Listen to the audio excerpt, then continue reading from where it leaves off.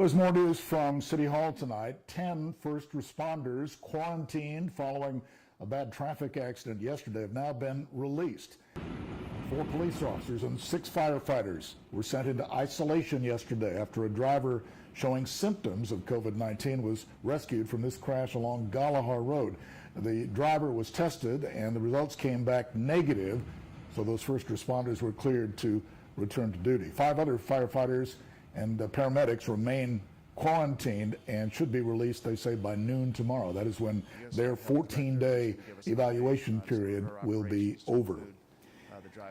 And City Manager Peter Zanoni saying at today's City County news briefing today that there have been reports of large groups gathering at city parks and basketball courts. Zanoni says they are going to try to check on those who are doing that and give them one more chance to limit the number of people playing on those courts, and then they're going to try to crack down on that because that is against the rules.